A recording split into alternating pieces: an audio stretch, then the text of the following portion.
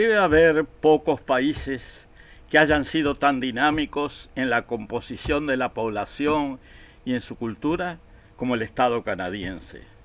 En su enorme territorio habitaban ancestralmente un centenar de naciones indígenas, hoy denominadas como iroqueses, hurones, algonquinos, Dene, Haida, inuits y muchos más.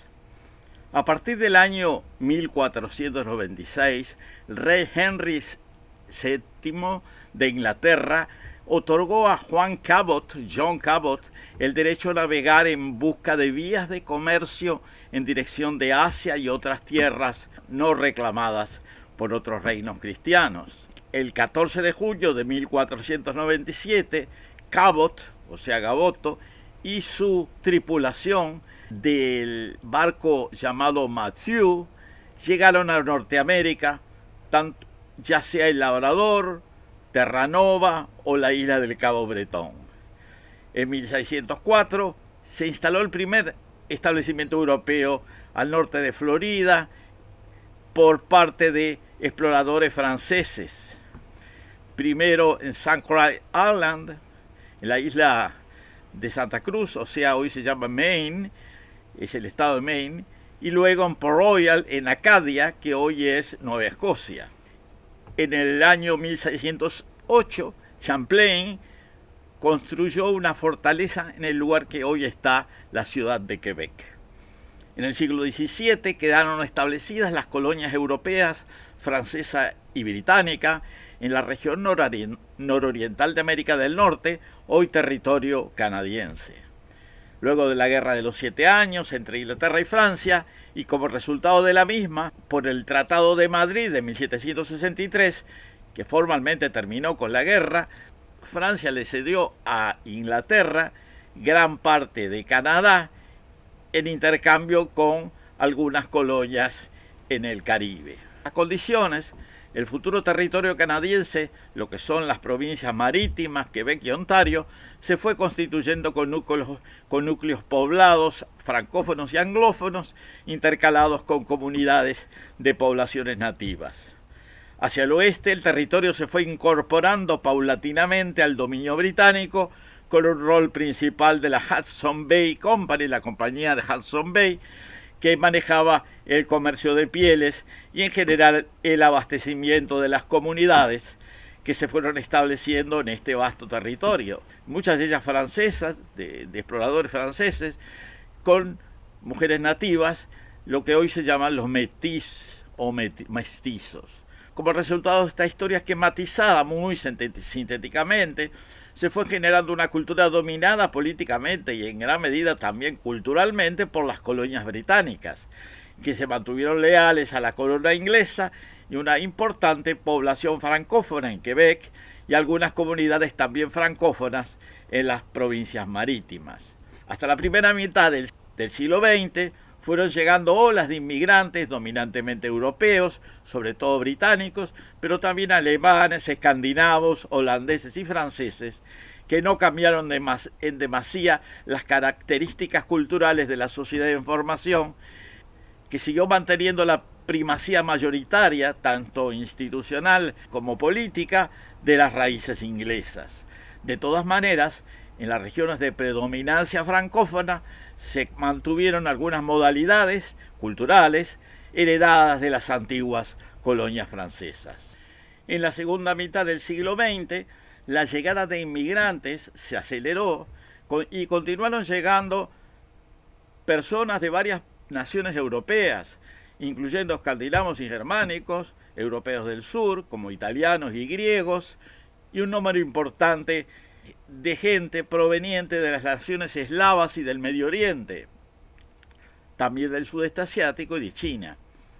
En el correr del siglo XXI, la llegada de inmigrantes asiáticos, sobre todo de la India, se aceleró, así como de China y otros países de esa región del planeta, como Filipinas, Corea, Japón, Vietnam, entre otros.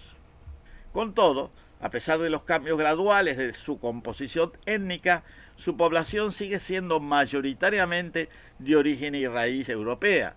Se puede decir que casi el 30% son de descendencia británica, un 15% francesa y otro 15% germánica, incluyendo casi un 10% de Alemania, 3% escandinavos y un 2% sobre todo holandeses. Los europeos del sur son fundamentalmente italianos, que superan todavía el 5%, a lo que se agregan los griegos, portugueses y en menor grado españoles. Nuevamente han estado llegando inmigrantes eslavos, sobre todo polacos y ucranianos, así como se incrementó la inmigración india y también la china. La población autodefinida en los censos como negra asciende a un 5% y provino fundamentalmente del Caribe y en menor grado de países africanos o incluso de los Estados Unidos. A pesar de la numerosa inmigración de diferentes países del mundo, todavía existe un número importante de comunidades nativas indígenas que asciende a 5% de la población total. La situación demográfica y la composición étnica de Canadá ha continuado evolucionando hasta bien entrado el siglo XXI. Como se pudo apreciar en lo expresado anteriormente, nuevos contingentes de inmigrantes llegan en forma continua. En los hechos se ha comprobado que los países que más contribuyen a este crecimiento poblacional del país ya no son los países de Europa occidental. Hay que recordar que estas sociedades europeas, ellas mismas están experimentando un descenso pronunciado del crecimiento vegetativo con menos de 1.3 o 1.4 hijos por mujer. Solamente se mantiene la inmigración desde algunos países de Europa Oriental, como Polonia y Ucrania. Sin embargo, la India, Medio Oriente, China, algunos pueblos del Caribe y en cierta medida los países africanos han incrementado su aporte demográfico a la sociedad canadiense. Estos cambios a nivel del origen étnico de nuevos habitantes de Canadá está produciendo modificaciones graduales del panorama cultural, actitudes y costumbres en muchos lugares del país, sobre todo donde se han establecido estos inmigrantes, particularmente donde son mayorías relativas. En ese sentido, ciudades como Toronto, Montreal, Vancouver y Ottawa están recibiendo una cuota cada vez mayor de los ingresos poblacionales recientes. Han habido cambios en los hábitos de consumo, en las vestimentas y en las costumbres gastronómicas, como por ejemplo el hábito de comer shawarma, comida con curry, son claramente visibles en varias áreas del país. De todas maneras, las estructuras institucionales y funcionales de la sociedad canadiense se mantienen con escasas modificaciones.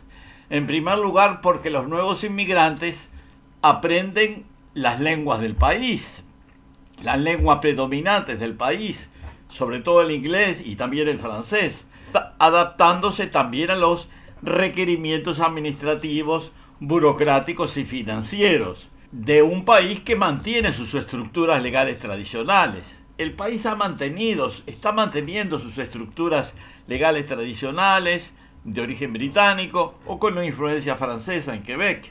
Y del mismo modo se percibe que la influencia de los recién llegados puede tener efectos menores, pero probablemente no significativos, en las creencias religiosas y costumbres casi rituales de la sociedad canadiense, como lo son las conmemoraciones y festejos periódicos, tales como Halloween, las Navidades, las Pascuas cristianas, Canada Day, o sea, el Día de Canadá, y otras más.